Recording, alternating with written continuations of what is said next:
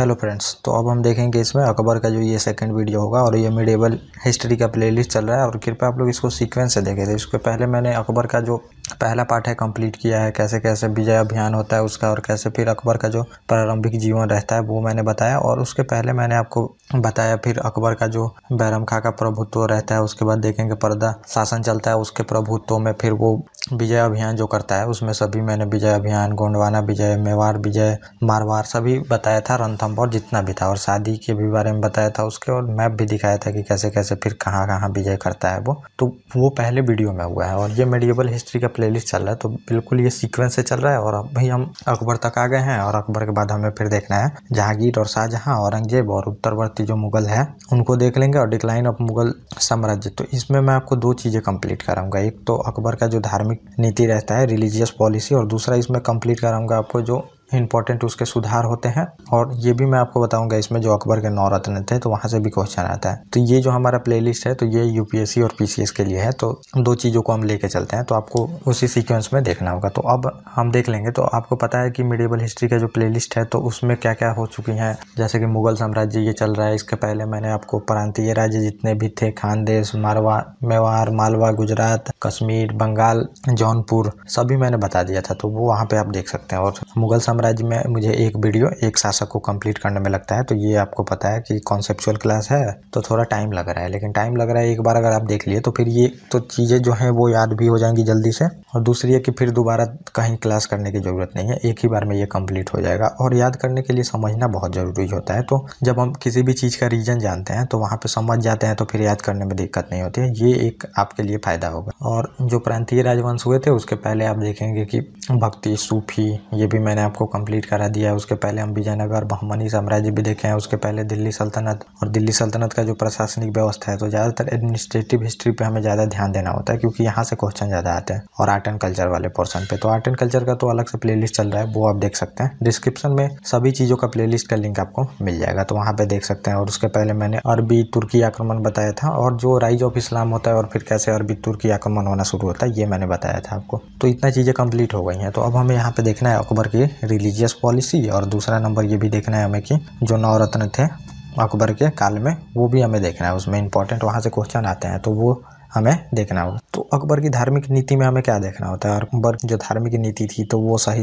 बोली जाती है, सभी धर्म को लेके चलने की, सुलह कुल की नीति, ये सब बताई जाती है। मतलब अकबर के ही देखेंगे धार्मिक नीति की वजह से आप देखेंगे मतलब मुगल साम्राज्य उतना ऊपर तक जाता है। और बाद के जो भी शासक आएंगे, चाहे जहांगीर देखिए, शाहजहां देखिए, इनको ज़्यादा कुछ करना नहीं पड़ता है, क्योंकि जो अकबर सेटअप बैठा के जाता है उसके बाद मतलब ये लोग कंटिन्यू थोड़ा बहुत रखते हैं, तो फिर चलते रहता है साम्राज्य, मतलब ऊपर जाते जाता है। और देखेंगे फिर जो शाहजहां का काल आएगा वहाँ पे बहुत ज़्यादा पैसा इन लोगों के पास हो जाएगा, और वही शाहजहां वहाँ पे बहुत ज़्यादा पैसा लगाता है ताजमहल को बनवाने में। और फिर उसके वजह से ही ये भी माना जाता है, उसके वजह से जो मतलब राज्य जो ट्रेजरी रहती है राज्य की वो खाली हो गई रहती है। इसी वजह से जो औरंगजेब रहता है गुस्से में आके इसको कैद में डाल देता है, ऐसा माना जाता है। क्योंकि औरंगजेब का क्या मोटिव रहता है, वहाँ पे इस्लाम धर्म को फैलाना और पूरी तरह से जो साम्राज्य है दक्षिण भारत को जीतना चाहता था। और जीतने के लिए क्या चाहिए, वहाँ पे पैसा चाहिए, और पैसा चाहिए, और पैसा जो है वहाँ पे शाहजहां जो था वो ताजमहल बनवाने में यूज कर रहा था। और उसी टाइम देखेंगे जो औरंगजेब था तो वो दक्कन में सूबेदार था। तो एक ये भी कारण बताया जाता है कि वो मतलब जो शाहजहां रहता है तो उसको कैद में डाल देता है इस वजह से। और दूसरा ये भी कारण रहता है कि शाहजहां जो रहता है तो देखेंगे कि दारा सिकों के झुकाव में रहता है, तो इस वजह से भी डाल देता है, क्योंकि जो भी काम कर रहा था वहाँ पे शाहजहां तो वो दारा सिकों के कहने पे ही कर रहा था, ऐसा औरंगजेब का मानना था। और फिर देखेंगे जब औरंगजेब दक्कन में रहता है तो फिर उसको गुजरात की सूबेदारी दे दी जाती है। फिर गुजरात से उसको वहाँ पे देखेंगे सिंध वाले इलाकों में भेजा जाता है, और वहाँ पे अभियान करने के लिए देखेंगे काबुल, कंधार जीतने के लिए भेजा जाता है वहाँ पे। तो उसको लगता है ऐसा जैसे औरंगजेब को कि ये सारा जो बात मान रहा है शाहजहां तो ये दारा सिकों के कहने पे मान रहा है, इस वजह से भी दारा सिकों को हरा के इसको कैद में डाल देता है। तो वो मैं वहाँ पे बताऊंगा ये सब चीज़ें कि क्यों डालता है, तो वहाँ पे हम देखेंगे। तो जो अकबर सेटअप बैठा के जाता है तो इन लोगों को कुछ नहीं करनी पड़ती, लेकिन सारा जो है वो मामला खराब कर देता है वहाँ पे औरंगजेब की धार्मिक नीति, वहाँ पे हमें उसकी भी धार्मिक नीति देखनी पड़ती है वहाँ पे, तो वो भी मैं आपको बताऊँगा। तो यहाँ पे हम देख लेंगे धार्मिक नीति जो अकबर का है। तो अब अकबर की धार्मिक नीति ऐसी क्यों थी, हमें पहले ये रीज़न जानने का कोशिश करना है। उसके बाद हम देखेंगे क्या क्या वो फिर स्टेप उठाता है इनको पूरा करने के लिए। तो कुछ टूल्स होते हैं, जैसे कुछ आपका गोल होता है, तो गोल पाने के लिए फिर वहाँ पे कुछ करना होता है। जैसे कि मान लीजिए आरबीआई है, तो आरबीआई अगर इन्फ्लेशन कंट्रोल करना है तो वो तो एक गोल है कि इन्फ्लेशन कंट्रोल करना है, लेकिन उसका फिर टूल्स भी होता है जो कि यूज करने से वो गोल पाया जाता है। तो टूल्स में आप क्या देख, repo rate, reserve repo rate, CRR, SLR, तो सभी चीज़ें हैं उसमें। तो ये यूज करता है जो आरबीआई है। तो वैसे ही हमें देखना है इसकी धार्मिक नीति सहिष्णु रहती है, सबको जोड़ना चाहता है। और जोड़ने के लिए फिर यहाँ पे क्या करना पड़ेगा, आपको कुछ टूल्स उपयोग करना पड़ेगा। तो उसमें तीर्थ यात्रा कर समाप्त करेगा, जजिया समाप्त करेगा, दास प्रथा का अंत करेगा, बहुत सारी चीज़ें करेगा। तो वो हमें देखना है वहाँ पे। तो ये रहता है। तो फिर अकबर मतलब ये रिलीजियस पॉलिसी क्यों अपनाता है, क्योंकि देख रहे हैं आपकी मतलब इतने दिनों से साम्राज्य चलते आ रहा है, अभी भी मतलब जो हुमायूं रहता है सेटअप नहीं बैठा पाता, वहाँ से पब्लिक अभी जुड़ नहीं रही। मुस्लिमों का शासन आप देखेंगे लगभग 500 सालों से चलती आ रही थी, लेकिन अभी भी सेटअप और जनता जुड़ने के लिए तैयार नहीं है। तो फिर यहाँ पे जनता को जोड़ने के लिए ये सब सारी पॉलिसी अपनाता है। और जो तैमूरी रहते हैं तो ये ज़्यादातर मतलब कि कट्टर नहीं रहते हैं। जितना आप देखेंगे कि अरबी रहते हैं, तुर्की रहते हैं, तो तुर्की तो ज़्यादा कट्टर रहते हैं। वहाँ पे देखते हैं कि धर्म परिवर्तन कराना हमेशा मतलब उनका चलते रहता था। लेकिन फिर यहाँ पे अब अकबर समझ जाता है कि अगर यहाँ पे राज करना है तो जनता कौन है, जनता है हिंदू जनता ज़्यादा है, और हिंदू जनता बहुसंख्यक है। तो अगर उसी के अगेंस्ट में आप काम करिएगा सभी चीज़ें, तो वहाँ पे जनता जुड़ेगी नहीं। और जनता जब जुड़ेगी नहीं तो फिर ट्रेड और व्यापार ये सब नहीं चीज़ें बढ़ पाएंगी। कृषि में लोग लगान नहीं देंगे, तो फिर लगान नहीं देंगे तो वहाँ पे सैनिक स्ट्रेंथ नहीं बढ़ेगा। और हमेशा मतलब युद्ध अगर कंटिन्यू चलते रहा तो फिर ग्रोथ कब होगा, ये चीज़ें अकबर समझ जाता है। और फिर इसके लिए वो धार्मिक सहिष्णुता की नीति अपनाता है और फिर सबको जोड़ने का काम करता है। और दूसरा बात है कि यहाँ पे देखेंगे अकबर का जो जन्म हुआ रहता है अमरकोट में हुआ रहता है, राणा वीर सिंह के महल में। तो वो भी एक राजपूत ही रहते हैं और राजपूत रहते हैं और पला बड़ा वहीं पे रहता है। तो उसको फिर ये भी चीज़ें समझ आती है, मतलब कि ज़्यादातर धर्म को लेकर कट्टर नहीं होता है। और राजपूतों की जो वैल्यू है वो देख चुका रहता है पहले से। तो मतलब ये नहीं समझता कि सब काफिर है और काफिरों को फिर अपने धर्म में कन्वर्ट करना है, ये सब चीज़ें वो नहीं सोचता है। और फिर इसकी वाइफ का भी प्रभाव रहता है, जो जोधाबाई देखेंगे उसका भी प्रभाव रहता है। तो बहुत सारे देखेंगे राजपूत इसके महल में रहते हैं। तो फिर कन्वर्जन पे ये लोग ज़्यादा ध्यान देते नहीं हैं, जो कि बाकी शासक दे रहे थे पहले। और तीसरी बात ये है कि अब व्यापार करना है, तो व्यापार भी देखेंगे अब किसके अंडर में है, व्यापार भी हिंदुओं के अंडर में है। क्योंकि जो पहले से अब कौन यहाँ पे है, हिंदू ही है। हिंदू है तो व्यापार पे अभी सभी तरह से मतलब लगभग पूरी तरह से जो जनता ज़्यादा होगी उसी का ज़्यादातर व्यापार पे नियंत्रण रहेगा। तो व्यापार अगर बढ़ाना है, चाहे टैक्स वहाँ पे लेना है, तो फिर सहिष्णु की नीति नहीं रखोगे तो वहाँ पे व्यापार भी नहीं बढ़ेगा। और दूसरी नंबर व्यापारी तो भाग जाएंगे और रुकेंगे भी तो टैक्स देंगे नहीं, वही चोरी करना। तो जब तक लगाव नहीं होगा तब तक मतलब साम्राज्य नहीं आगे बढ़ता है। तो इसलिए भी इसको ज़रूरी था कि यहाँ पे अब लोगों को जोड़े। और लोग कैसे जोड़ेंगे, जब तक उसके धार्मिक नीति में हस्तक्षेप करना नहीं छोड़ोगे तब तक लोग जुड़ेंगे नहीं। तो धर्म बहुत ही मतलब जो ये होता है सेंसिटिव मुद्दा होता है, तो जो इसको छेड़खानी करता है तो फिर वहाँ पे दिक्कत होती है। तो इसलिए भी ये नहीं छेड़ना चाहता। और चौथी बात ये देखेंगे कि अब यहाँ पे बहुत सारे मतलब कि कम्युनिटी बन गए थे, जो आप समझ सकते हैं। अफगानी जो पहले आए थे आप देखेंगे, अफगानी भी यहाँ पे थे इसके दरबार में। और इसके जो तुर्की थे पहले से शासक में, तो तुर्की भी थे शासन में, तैमूरी भी थे, हिंदुस्तानी भी थे। तो बहुत मतलब बन गया था यहाँ पे जो ग्रुप था। तो अरबी, तुर्की, अफगानी, तैमूरी सभी बन गए थे इसमें, फारसी भी थे, इसी में राजपूत भी थे। तो अब इसको क्या लगा कि इन सब पे मतलब ये तो पहले से थे। जो तुर्की देख रहे हैं कि जो अमीर उलेमा थे तो वो शासन बदलने में ही काम करते थे, शासक को हटवा देना, मरवा देना वहाँ पे। लेकिन ये पला बड़ा था वहाँ पे राजपूतों में, तो इसको पता था कि राजपूतों का वैल्यू बहुत ऊपर है और अगर इनका साथ मिला तो हम आगे तक चल सकते हैं। तो साथ कैसे मिलेगा, जब तक हम इनके धार्मिक जो मुद्दे हैं उसमें हस्तक्षेप करना ना छोड़ दें, तभी जो मुझे है साथ मिल सकेगा राजपूतों को। तो इस वजह से भी धार्मिक सहिष्णुता की नीति अपनाता है। और फिर जो हिंदू रहते हैं और राजपूतों के धर्म के क्षेत्र में मतलब हस्तक्षेप करना छोड़ देता है। तुम्हें जैसे रहनी है रहो, बस रहो हमारे झंडे के नीचे, ये इसका कहना रहता है। तो युद्ध भी करता है और युद्ध करके अगर जीतता भी है तो फिर उसके इलाकों को दे दिया जाता है, वतन जागीर के नाम से फिर दे दिया जाता है। अपना तुम ही राज करो, बस मुगल झंडे के नीचे रहो। तो ये भी नीति अपनाता है ताकि जो राजपूत हैं वो जुड़ सके। और राजपूत जुड़ते भी है। बाद में देखेंगे 20% जो इसका प्रशासन रहता है, तो लगभग 20% तक जनता राजपूत ही रहती है इसके प्रशासन में। और बहुत सारे इलाकों को जीत के भी ये लोग देते हैं। मान सिंह, को देखेंगे जो कि बहुत उत्तम सेनापति रहता है और बहुत सारे इलाकों को जीत के देता है, अपनी जान देने के लिए हमेशा तत्पर रहता है इसके लिए, अकबर के लिए। तो क्यों? क्योंकि मतलब ये धार्मिक सहिष्णुता की नीति अपनाता है, कन्वर्जन पे ध्यान नहीं देता वहाँ पे, ये सब चीज़ें होती हैं। और पांचवा जो कारण है, अब मुगल हिंदुस्तानी शासन कहलाना चाहते थे, क्योंकि अभी तक मतलब कोई भी जनता अभी जुड़ी नहीं है इनसे। जनता तभी जुड़ेगी जब तक उनके धार्मिक क्षेत्र में हस्तक्षेप नहीं करोगे। तो इस वजह से भी अकबर सहिष्णुता की नीति अपनाता है। और अकबर का मतलब चरित्र भी समझिए कि ये उस टाइप का नहीं रहता है कि मतलब जैसा औरंगजेब चाहे और शासक रहते हैं कि कन्वर्जन पे ध्यान देना, तो ये ज़्यादा, तो ये अनपढ़ देखेंगे। अकबर जो शासक रहता है ये अनपढ़ शासक रहता है, ये पढ़ा लिखा नहीं होता। पढ़ा लिखा नहीं होता है तो उसको मतलब धार्मिक नीति में इतना चीज़ें समझ नहीं आती, बस इसको लोग को जोड़ना समझ में आता है। लेकिन ये मत समझिए कि अनपढ़ रहता है तो दिमाग नहीं है, बहुत दिमाग रहता है इसको, और इसको सभी ट्रेनिंग मिली रहती है शासन चलाने के लिए। तो ये आप समझ ले। तो इस वजह से मतलब ये कुछ जो कारण है, इस वजह से धार्मिक नीति ये अपनाता है और फिर यहाँ पे लोग जुड़ते भी हैं। और इसके बाद के शासन में लोग बहुत ज़्यादा जुड़ते हैं, आपको पता है। तो अब हम देख लेते हैं टूल्स की क्या क्या काम करता है, ये थोड़ा सा पता चलेगा। ज़्यादा चीज़ें है नहीं, इंपॉर्टेंट जो चीज़ें हैं यही यहाँ पे लिखी गई हैं। तो पहला नंबर है कि अब धार्मिक नीति में काम क्या करता है। तो पहले अब देखेंगे हरम दल से अभी तो मुक्त हुआ है, हरम दल से मुक्त होकर अब काम करना शुरू करता है यहाँ पे, क्योंकि हरम दल में देखेंगे महामंगा का प्रभाव रहता है। वहाँ पे एक लेडीजों का ग्रुप रहता है, समझिए हरम दल जो रहता है, और उसी में ये मतलब व्यस्त रहता है, इसको व्यस्त रखा भी जाता है। फिर वहाँ से जैसे इसके धायमा रहती है, उसके पुत्र को मारता है, आदम खां को छत से फेंकवा देता है। उसके बाद धायमा भी जो इसकी रहती है वो मर जाती हैं इसी शोक में। फिर उसके बाद इसको हरम दल से मुक्ति मिलती है, तब ये बाहर निकलना शुरू होता है। बाहर निकलना इसका शुरू होता है तो फिर देखेंगे कि अब देखता है कि कहीं पे दास प्रथा चल रही है, कहीं पे तीर्थ यात्रा कर लिया जा रहा है, कहीं जजिया लिया जा रहा है, बहुत सारी चीज़ें हो रही थी। तो फिर ये अब इसका दिमाग खुलता है। तो पहला नंबर रहता है कि 1562 में देखेंगे दास प्रथा को रोक लगाता है। तो दास प्रथा मतलब समझिए कि जो शासन चल रहा था तो बहुत बड़े लेवल पे दास प्रथा का और बहुत बड़ा व्यापार चल रहा था दास प्रथा का, तो इसको रोक लगाता है। दास मतलब कि युद्ध में जीतना, तो वहाँ पे दास बना लेना, दास बना के फिर वहाँ पे या तो सैनिक में यूज करो उनको, और सैनिक में यूज भी कैसे करना है, पहले उनका धर्म को परिवर्तन कराया जाता था, मुस्लिम धर्म में लाया जाता था। क्योंकि आप देखेंगे जो शासन रहता था तो सेना में मतलब बस मुस्लिम ही जनता रहेगी, तो वहाँ पे अगर युद्ध में जीती है अगर वो किसी और धर्म के हैं तो पहले धर्म परिवर्तन कराओ, तब सेना में भरो, सेना में भर के फिर उनको यूज करो। तो देखेंगे कि जो ऐबक भी रहता है तो वो गुलाम ही रहता है, इल्तुतमिश भी गुलाम रहता है, बलबन भी गुलाम रहता है। तो गुलाम का व्यापार बहुत बड़े लेवल पे चलता था और गुलाम राजा भी बन जाते थे। तो ये चलता है। तो दास प्रथा बंदी बनाया जाता था, मतलब युद्ध में जीते गए और उनका धर्म परिवर्तन करा के फिर सेना में भरा जाता था, या फिर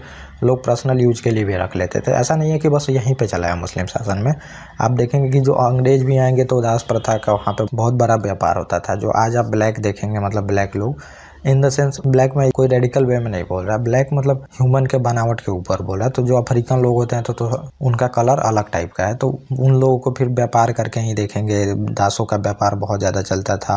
देखेंगे कि उत्तरी अमेरिका में ले गया, यूएसए में, कनाडा में, सभी जगह ले गए, अंग्रेज भी बहुत जगह ले गए। तो फिर वहाँ पे देखेंगे जो युद्ध चला है वहाँ पे काले गोरे के बीच में बहुत दिनों तक चला है, समझिए संघर्ष, और 6-6 लाख सैनिक एक बार में मरे हैं अमेरिका में भी, ऐसा नहीं। तो जब अमेरिकन क्रांति होगी तो वहाँ पे मैं आपको बताऊँगा।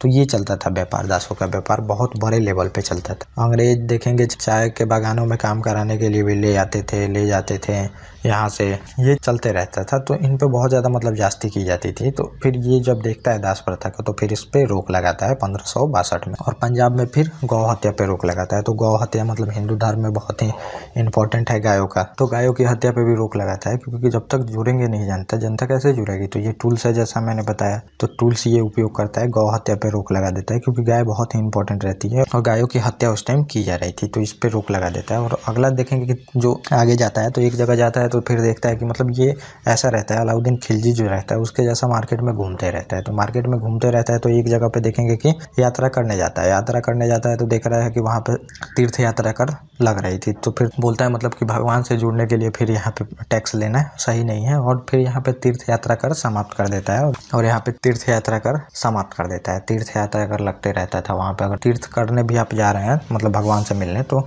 उस पर टैक्स लगाया जाता था हिंदुओं पे। तो उस यात्रा को समाप्त करता है। और अगला देखेंगे जो इंपॉर्टेंट कार्य ये करता है, तो देखेंगे 1564 में जजिया कर को समाप्त कर देता है। तो जजिया मैंने बताया कि जजिया कर जो है ये गैर मुस्लिमों से लिया जाता है कि जो मुस्लिम सेना है हिंदुओं को अगर प्रोटेक्शन दे रही है तो वहाँ पे तुम्हें जजिया कर देना पड़ेगा। तो जजिया कर मतलब आप ये भी समझिए कि फाइनेंशियली जो है सप्रेस किया जाता था, ताकि तुम मतलब वो धर्म छोड़ के यहाँ पे आ सको। जैसे कि मैंने पहले भी बताया, पहले इकोनॉमिक सैंक्शन लगाया जाता है, देखेंगे IMF WTO इनके द्वारा लगाया जाता है। तो उसके बाद अगर फिर जो देश है उस पर लगा है, अगर वो नहीं कर पा रही है तब जाके वहाँ पे सेना का उपयोग किया जाता था। वैसा ही है समझिए, जजिया कर लगाया जाता था, अगर देने में सक्षम नहीं है तो मुस्लिम में आ जाओ, और फिर अगर नहीं जजिया कर से लोग आ रहे हैं तो वहाँ पे कन्वर्जन भी कराया जाता था तलवार के दम पे, और ये बहुत बड़े लेवल पे हुआ है समझिए धर्म परिवर्तन। तो ये जजिया कर भी समाप्त कर देता है। जजिया कर इसलिए भी हटाता है क्योंकि अब देख रहे हैं 20% तो इसके सेना में राजपूत हैं, तो फिर उस पर जजिया कर किस बात का लेना, क्योंकि पूरी तरह से मुस्लिम सेना तो है नहीं, इसका कहना था। इस वजह से भी जजिया कर यहाँ पे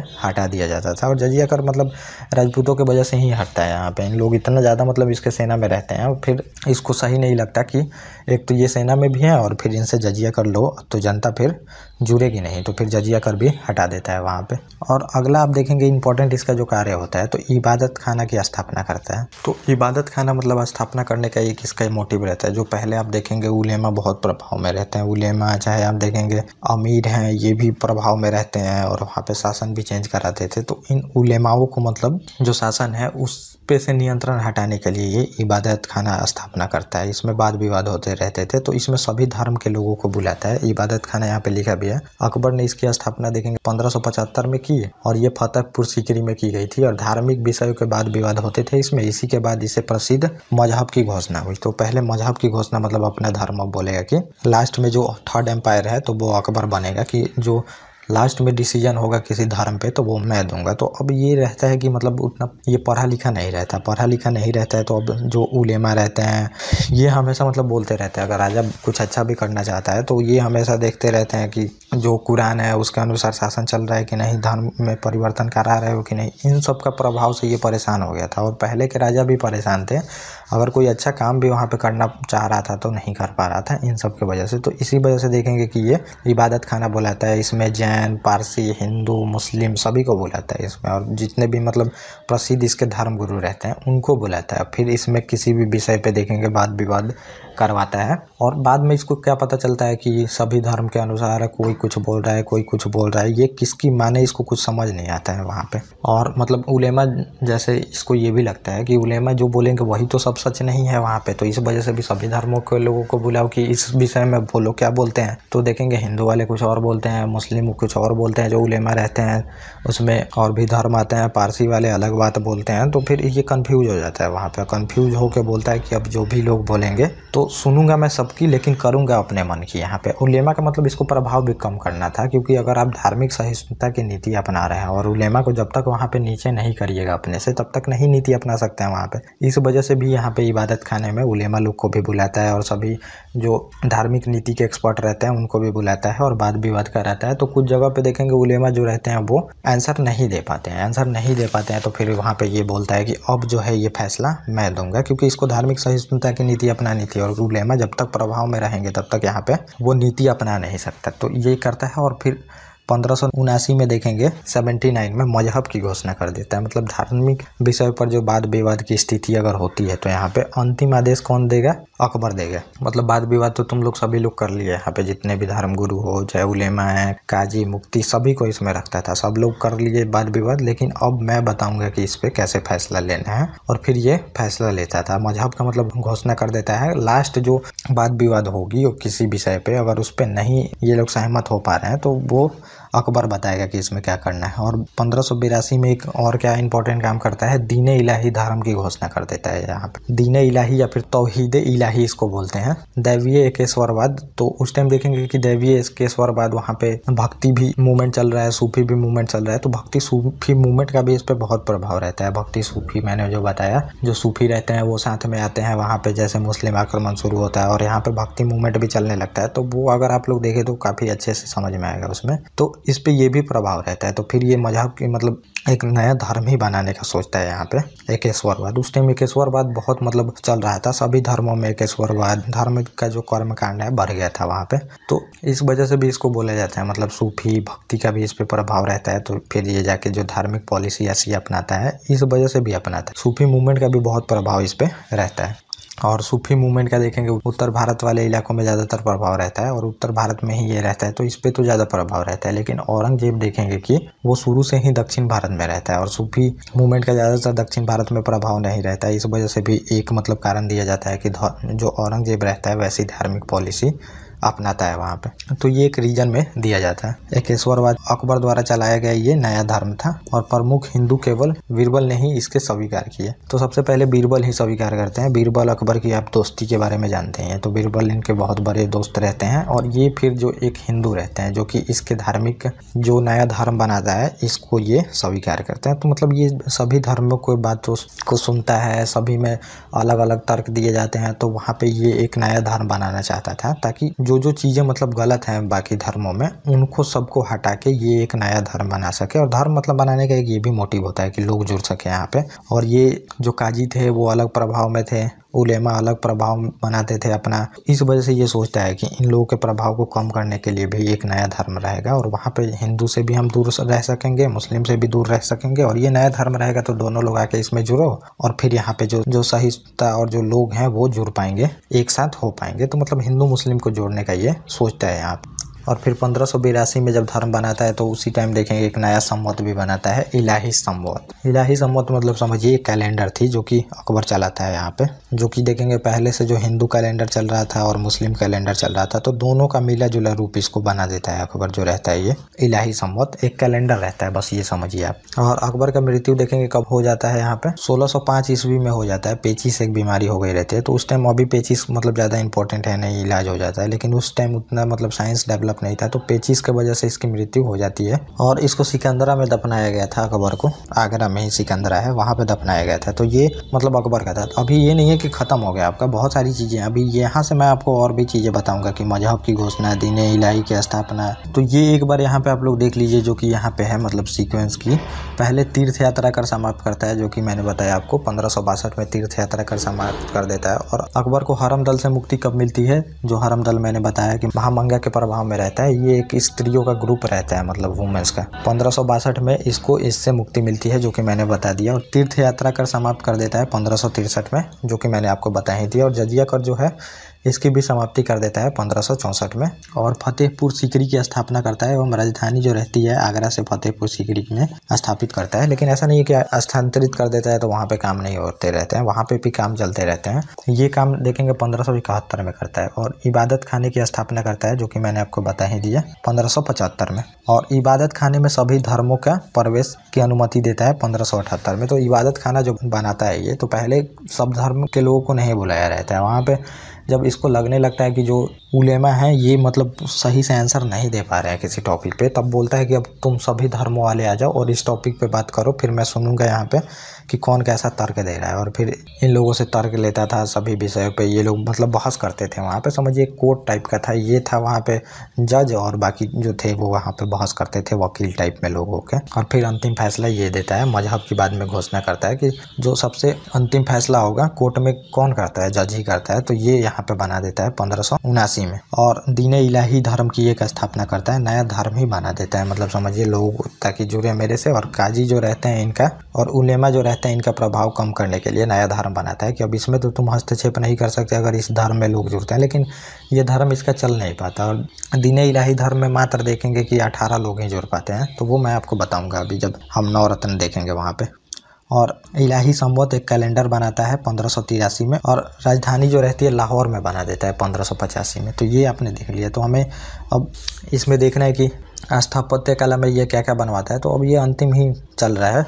तो स्थापत्य कला में आप देखेंगे कि अकबर द्वारा महत्वपूर्ण जो कृति रहती है, दिल्ली में हुमायूं का मकबरा बनाता है, ये बहुत ही अच्छा है, दिल्ली में आप देख सकते हैं। और आगरा में लाल किला बनवाता है। और फतेहपुर सीकरी में शाही महल, दीवाने खास, पंचमहल बनाता है, बुलंद दरवाजा बनवाता है जो कि देखेंगे बुलंद दरवाजा, जोधाबाई का महल बनवाता है, इबादत खाना बनवाता है, इलाहाबाद का किला बनाता है और लाहौर का किला फिर बनवाता है। तो इतना चीज़ें ये बनवाता है। तो ये हम आर्ट एंड कल्चर वाले में अच्छे से देखेंगे। और अकबर के दरबार में 9 सुशोभित मतलब 9 रत्न रहते थे जो कि अकबर के प्रमुख समझिए मंत्री भी रहते थे, चाहे प्रमुख जो शोभा देने वाली चीज़ें होती हैं वो भी रहते। तो मतलब हर एक क्षेत्र के एक्सपर्ट ये थे और अपने अपने क्षेत्र में ये लोग रहते थे। तो ये हमें देखना है, इसी में हम देखेंगे। अबुल फजल रहते थे 1551 से 1602 तक देखे। फैजी भी थे, इनका मतलब शासनकाल सेम ही रहेगा। तानसेन, बीरबल थे, टोडरमल, राजा मान सिंह, अब्दुल रहीम खाने खाना, फ़कीर अजूद्दीन रहते थे, मुल्ला दो प्याजा रहते थे। इनको प्याज बहुत पसंद था, इस वजह से ये नाम रखा गया था।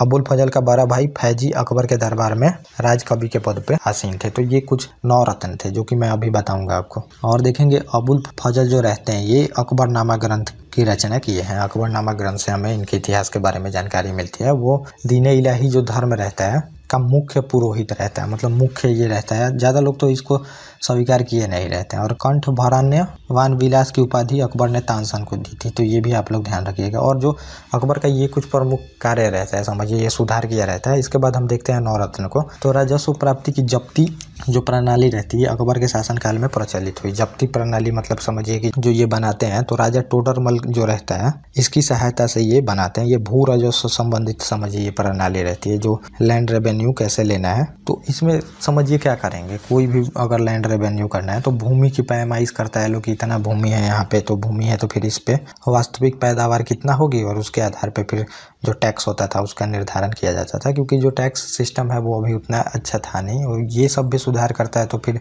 बहुत ज़्यादा टैक्स आता है। फिर वहाँ पे मुगल साम्राज्य देखेंगे पैसा बहुत रहता है इनके पास। और अकबर के दीवान जो रहते हैं राजा टोडरमल खत्री जाति के थे और 1580 में 10 साला बंदोबस्त व्यवस्था ये लागू करते हैं। तो ये अकबर के वित्त मंत्री रहते हैं समझिए।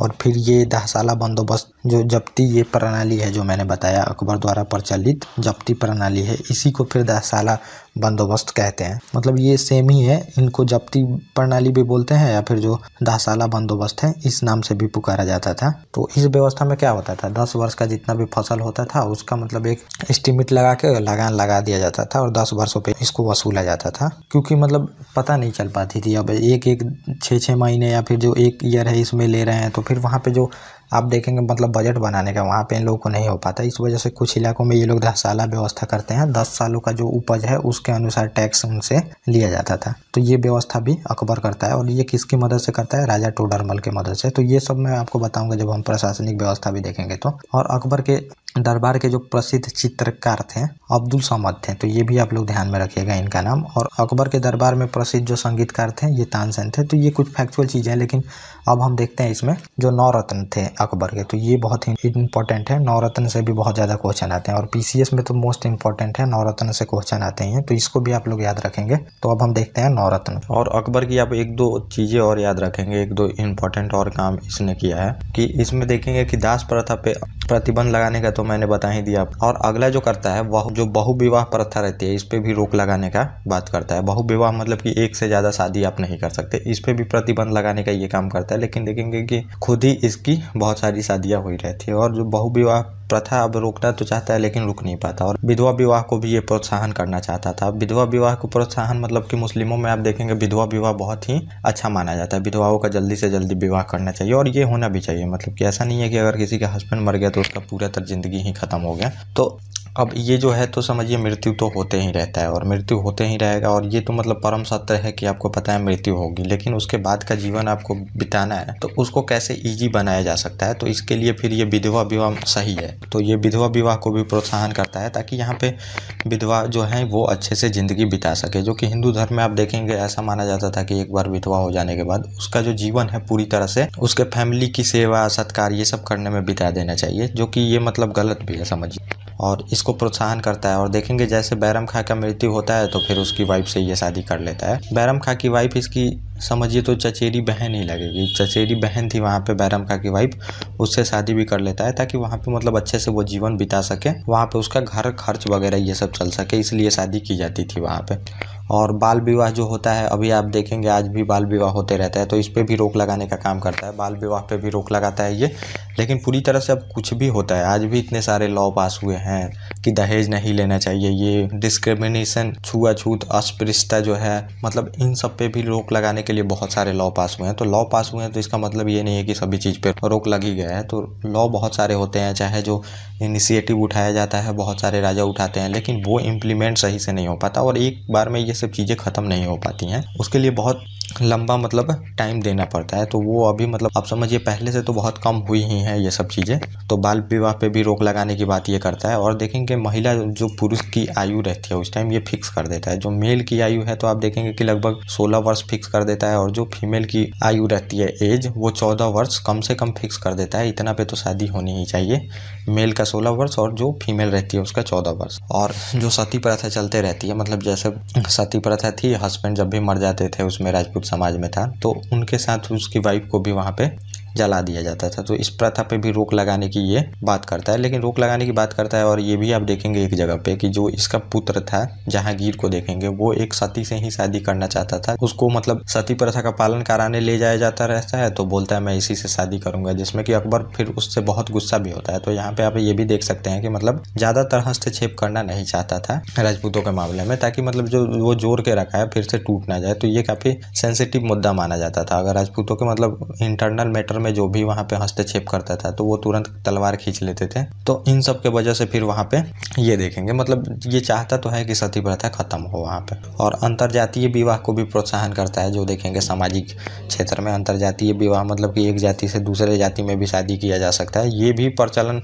नहीं रहता। उस टाइम बहुत कड़ाई से पालन किया जाता है, लेकिन इसको भी प्रोत्साहन करता है ताकि जो ये कास्ट सिस्टम है ये कम हो सके, जाति प्रथा कम हो सके। इसके लिए फिर अंतरजातीय विवाह मतलब को ये प्रोत्साहन करता है। वैश्यालय भी रहता है, इसको भी वैश्यालय जो मतलब कि जहाँ पे लोग मौज मस्ती के लिए जाते थे वहाँ पे, इनको भी रोक लगाने की ये कोशिश करता है। शैतानपुरी के नाम से इनको पुकारता है ताकि लोग वहाँ पे ना जा सकें। और मनसबदारी व्यवस्था यही शुरू करता है जो अकबर रहता है। मनसबदारी व्यवस्था एक ये सैनिक व्यवस्था थी। जैसे आज आप IAS IPS देखते हैं तो समझिए यही था। IAS थे उस टाइम के अधिकारी, मतलब हायरार्की में ऑफिसर होते थे। अब IAS उसके नीचे भी बहुत सारे ऑफिसर है, वैसे ही मनसबदारी व्यवस्था थी। और मनसबदारी व्यवस्था में मतलब क्या रखना होता था, उनको सैनिक रखना होता था। और फिर मनसबदार का कैटेगरी भी बटा होता था, मतलब किस कैटेगरी के तुम A ग्रुप में हो, B ग्रुप में हो, C ग्रुप में हो, जो अधिकारी होते थे उस अनुसार उनको फिर सैनिक भी रखना होता था। तो जैसे 7,000 का मनसबदार, 5,000 का मनसबदार, मतलब 5,000 उसको सेना रखनी होती थी। तो ये व्यवस्था थी।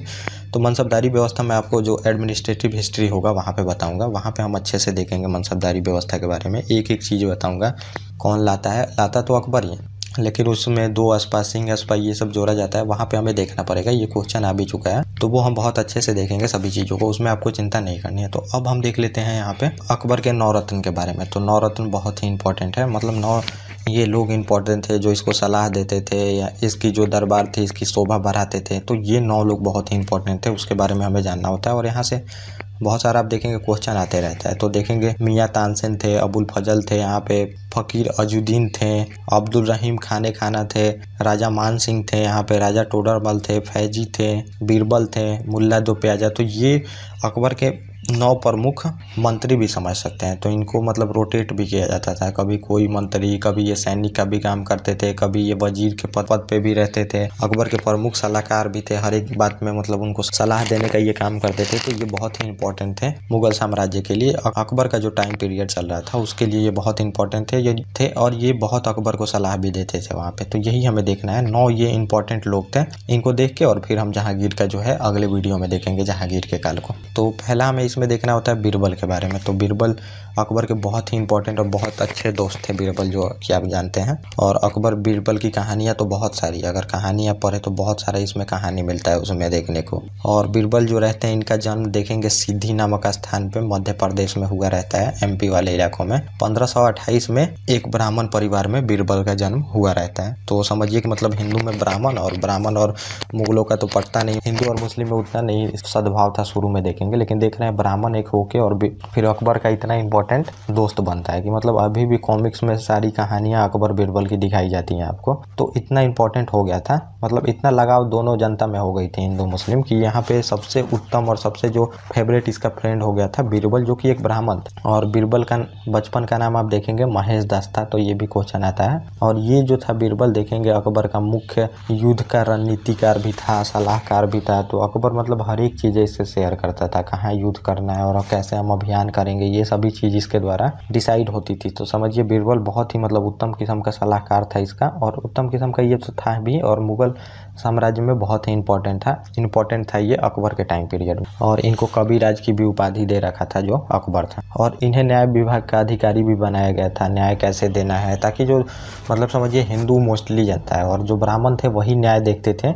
हिंदुओं में अधिकतर देखेंगे राजा को मदद करते थे, क्षत्रिय राजा जो होते थे। तो न्याय का जो विभाग था ये इन्हीं को दे रखा था जो बीरबल थे इनको अकबर, ताकि मतलब ये तो पहले से जानते ही होंगे सभी चीज़ें लॉ वगैरह, तो इस वजह से इनको दिया गया था। और अकबर जो धर्म शुरू किया था अपना, देखेंगे दीन-ए इलाही धर्म, इसको स्वीकार करने वाले ये प्रथम और अंतिम व्यक्ति बीरबल ही थे। तो एक हिंदू ये रहते हैं जो कि, तो ये हिंदू रहते हैं और ये देख रहे हैं कि दीन-ए इलाही जो धर्म की स्थापना करता है, मजहब के बाद धर्म की जो स्थापना करता है दीन-ए इलाही अकबर, मैंने बताया आपको ऊपर बताया, तो उसको ये स्वीकार करने वाले समझिए प्रथम और अंतिम व्यक्ति बीरबल ही थे। मतलब एकमात्र ये हिंदू थे जो दीन-ए इलाही धर्म को अपनाया था, जो कि अकबर बनाया रहता है। 18 लोग तो इसमें जुड़ते ही हैं दीन-ए इलाही धर्म में इसके, तो एक समझिए ये हिंदू रहता है जो कि इसमें जुड़ा रहता है। अकबर ने बीरबल को राजा की उपाधि दी, और इनका जो मृत्यु आप देखेंगे यूसुफजाई जनजाति रहती है, और इन्हीं का विरोध ये दबाने गए थे और इसी में इसकी मृत्यु हो जाती है। कबीर 1586 ईस्वी में इसकी हत्या मतलब कर देते हैं, जो यूसुफजाई जनजाति रहती है वही हत्या कर देती है। और अकबर समझिए कि बहुत दुखी होता है और लगभग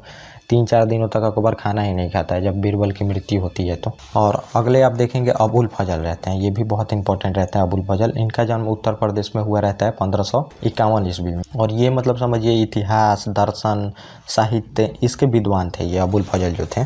और अकबर के शासनकाल में घटित जो भी घटनाएं रहती हैं प्रमुख, तो मैंने बोला इतिहासकार समझिए इनको, तो वो सभी घटनाएं क्रमबद्ध तरीके से यही लिखते हैं। और इसको फिर किस बुक में लिखा जाता है, अकबरनामा। और अकबर का जो इम्पोर्टेंट इतिहास हमें पता चलता है तो ये अकबरनामा से ही पता चलता है। और आईने अकबरी की भी रचना अबुल फजल द्वारा ही की जाती है, तो ये भी बहुत इंपॉर्टेंट है, इन्हीं के द्वारा लिखी जाती है। और वर्ष देखेंगे 1602 में ईस्वी में दक्षिण से आगरा से लौटते क्रम में जहांगीर के द्वारा इनकी हत्या करवा दी जाती है। तो बीर सिंह बुंदेला एक रहता है, उसी के द्वारा जहांगीर हत्या करा देता है, क्योंकि जहांगीर को ऐसा लगता है कि हमेशा ये भड़काते रहते हैं अकबर को मेरे खिलाफ, तो इस वजह से इनकी हत्या करा देता है। अब एक बार का मतलब कहानी है, मतलब ऐसा समझिए कि जो अबुल फजल रहते हैं तो अकबर को मतलब मांस खाया रहता है अकबर, तो मांस कच्चा खा लिया रहता है अकबर जो रहता है, तो कच्चा खा लिया रहता है तो उसका मतलब पेट खराब हो जाता है और बहुत ज़्यादा बीमार पड़ जाता है वहाँ पे। तो इनके द्वारा मतलब बोल दिया जाता है कि ये जरूर जहांगीर का काम है, तुम्हारे खाने में जहर मिलाया होगा। तो फिर अकबर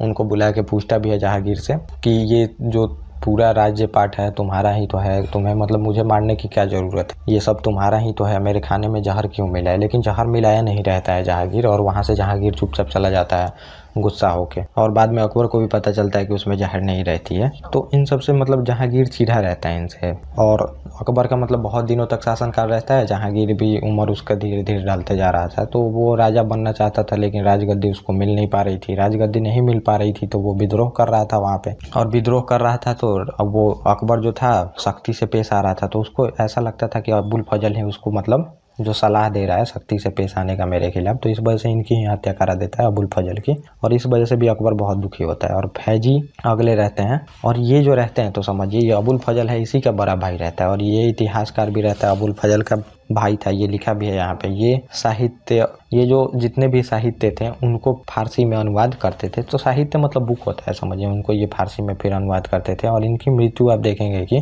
1595 ईस्वी में हो जाती है इनकी मृत्यु, और अकबर इनको राज्य कवि की भी दर्जा दिया रहता है। और अगले जो रहते हैं समझिए इंपॉर्टेंट, तो मियाँ तानसेन रहते हैं, ये भी आप सुने होंगे नाम इनका, मियाँ तानसेन का, ये भी बहुत इंपॉर्टेंट रहते हैं। और तानसेन का जन्म कहाँ पे हुआ रहता है, मध्य प्रदेश के देखेंगे ग्वालियर में ही हुआ रहता है, और लगभग इनका जन्म 1493 या 1500 ईस्वी में एक ब्राह्मण परिवार में ही हुआ रहता है तानसेन का जन्म। तो ये भी कंफर्म नहीं है यहाँ पे मतलब डेट की, उस टाइम के इतिहास का उतना कंफर्म है नहीं डेट आप समझिए। और इनका मूल नाम देखेंगे यहाँ पे लिखा भी है, तानसेन का जो असली नाम रहता है रामतनु पांडे रहता है, और ये एक बहुत ही प्रसिद्ध संगीतज्ञ थे। तो तानसेन के बारे में आप सुने ही हैं, अकबर का जो सीरियल आता है वो देखे होंगे, तो उसमें भी आपको पता चला होगा कि तानसेन मतलब कितना इंपॉर्टेंट थे। और ये अपने कैरियर की शुरुआत देखेंगे मध्य प्रदेश का जो रेवा के राजा थे रामचंद्र, इनके यहाँ से करता है। रामचंद्र रामचंद्र सिंह थे, इनके दरबार में पहले था और यहीं पे मतलब गायन करते करते इनको प्रसिद्धि मिलती है और बाद में प्रसिद्धि मिलती है तो अकबर के दरबार में आते हैं और अकबर इनको नवरत्न में भी शामिल कर लेता है।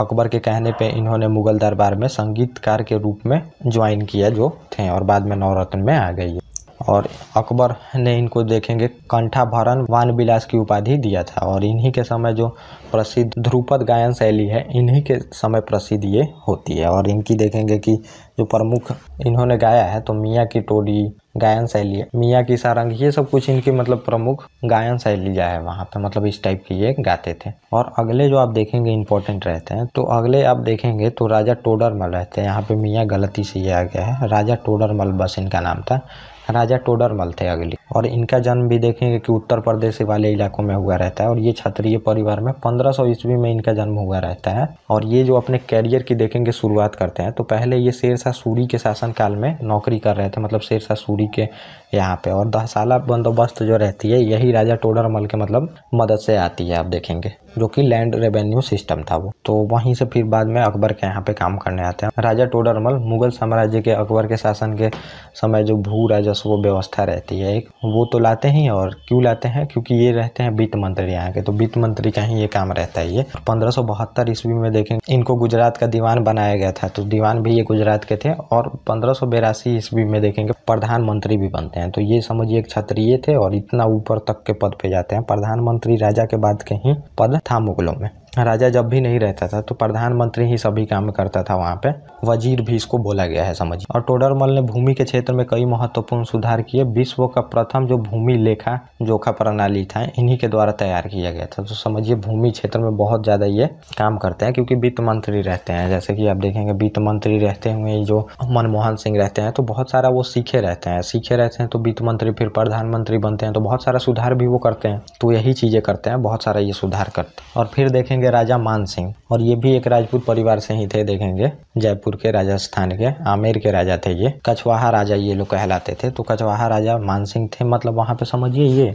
और ये बहुत ही इंपॉर्टेंट थे समझिए। और इन्हीं की जो फैमिली से रहती है तो देखेंगे जोधाबाई इन्हीं के फैमिली से रहती हैं। और ये भारमल के पौत्र रहते हैं। और देखेंगे भगवान दास जो रहते हैं उनके पुत्र ये थे। तो मतलब कछवाहा जो राजा थे आमेर के उनके यहाँ के थे ये। तो भारमल इनके दादाजी थे और जो भगवान दास थे तो इनके पिताजी थे। और ये लोग वैवाहिक संबंध वहाँ पे स्थापित करते हैं। और जो जोधाबाई रहती है इनकी शादी भी होती है इनके परिवार से इनके यहाँ पे। और राजा मानसिंह का जन्म 1500 ईस्वी में जयपुर के राजस्थान के एक राजपूत परिवार में हुआ था। वे आमेर राजस्थान के कछवाहा राजा थे। और राजा मानसिंह अकबर के प्रमुख सेनापति थे। तो समझिए ज़्यादातर जितने भी इलाके साम्राज्य विस्तार किया रहता है अकबर, इन्हीं के द्वारा करके दिया गया रहता है अकबर को। तो ये मैंने बता ही दिया।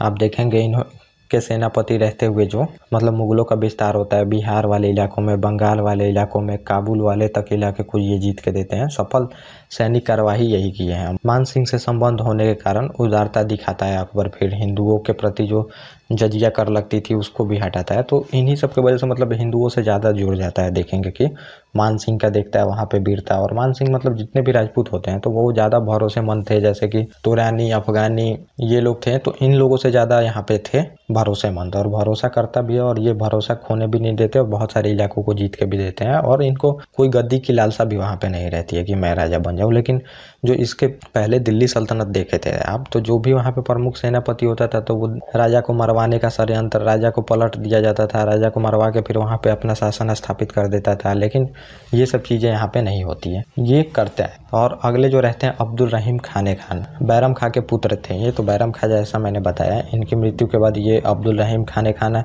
की माँ से शादी कर लेता है अकबर। और फिर इसका जो पुत्र रहता है नवरत्न में भी शामिल करता है इसको। और अब्दुल रहीम खाने खाना जो रहता है एक समय मुगल साम्राज्य का प्रधान सेनापति अकबर का संरक्षण बैरम खां का पुत्र था। तो जैसा मैंने बताया ये बैरम खां का पुत्र था और अकबर का संरक्षण इसको प्राप्त हुआ रहता है क्योंकि खान बाबा वो पुकारता था बैरम खां को। और बैरम खां की मृत्यु वहाँ पे होती है इसके वजह से। तो फिर ये चीज़ें होती है यहाँ पे। और ये अब्दुल रहीम खाने खाना उपाधि कब मिलता है इसको, जब गुजरात विजय होता है, इसी के साथ रहता है अकबर के, तो फिर इसको अब्दुल रहीम खाने खाना की उपाधि मिलता है। ये एक बहुत प्रसिद्ध कवि और विद्वान था। और इसने फिर क्या किया, जो बाबर नामा ग्रंथ रहती है इसको तुर्की भाषा में लिखी रहती है, इसको फारसी में अनुवाद कर देता है रहता है ये अब्दुल रहीम खाने खाना, इसको फारसी में अनुवाद करता है, जो कि देखेंगे मुगलों की प्रमुख भाषा रहती है, इसमें अनुवाद कर देता है। और गुजरात जीतने के उपरांत जो अब्दुल रहीम खाने खाना की उपाधि अकबर द्वारा इसको प्रदान की जाती है। और रहीम जो रहता है ये अपने दोहों गजलों के लिए बहुत ही प्रसिद्ध था, तो दोहा बोलता था। दोहा आज भी देखेंगे कि बहुत सारे टीचर बोल के और वहाँ पे फेमस होते हैं। तो वो सब दोहा कहाँ से आता है? इन्हीं लोगों का बोला हुआ दोहा रहता है जो कि वहाँ पे बोला जाता है। तो अगले जो आप देखेंगे हकीम हमाम रहते हैं, तो यहाँ पे क होगा। हकीम हमाम रहते हैं अगले प्रमुख मतलब नवरत्नों में।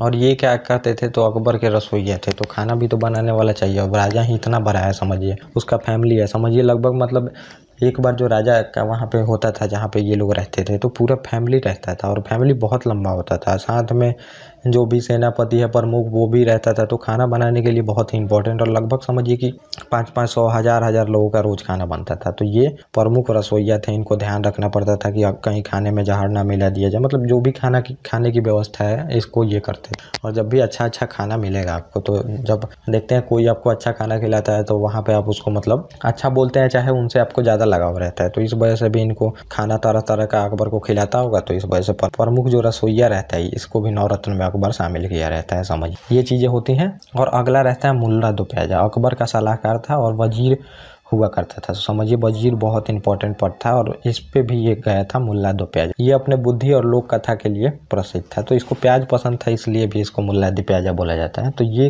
अकबर के 9 रत्न थे जो मैंने आपको बता दिया। तो ये मतलब समझिए हमने देख लिया अकबर का जो सब्जेक्ट है बहुत ही अच्छे से। इसके बाद हम देखेंगे जहांगीर का सब्जेक्ट, और अकबर की मृत्यु फिर हो जाती है, और देखेंगे मतलब पेचिश के कारण मृत्यु हो जाती है वहाँ पे अकबर की। और फिर यहाँ पे जहांगीर शासक बनता है, 1605 में जहांगीर शासक बनता है। और अब हम जहांगीर के काल को देखेंगे, बहुत ही इंपॉर्टेंट काल है जहांगीर, शाहजहां, औरंगजेब। और उसके बाद उत्तरवर्ती मुगल हैं, इनको जल्दी देख लेंगे, उतना हमें टाइम नहीं लगेगा। उत्तरवर्ती मुगल, और उसके बाद हमें प्रशासनिक व्यवस्था देखना है। उसके बाद मराठा देखेंगे, और उसके बाद हम जो सिख साम्राज्य है वो भी देख लेंगे। तो जल्दी ही हमारा ये सब्जेक्ट कंप्लीट हो जाएगा, मेडिएवल हिस्ट्री। और मॉडर्न इंडिया हिस्ट्री अब तुरंत मैं कंप्लीट कर दूंगा, चाहे आर्ट एंड कल्चर वाला पार्ट। तो ये आपने इतना देख लिया, और अगले वीडियो में मैं आपको जहांगीर के बारे में बताऊंगा। और कृपया आप लोग इसको सीक्वेंस से देखें, और जो क्वेश्चन कम्युनिटी पे मैं डालता हूँ उसका भी आंसर करते चले आप लोग। ओके गाइज, थैंक यू, और अब हम मिलेंगे अपने नेक्स्ट लेक्चर।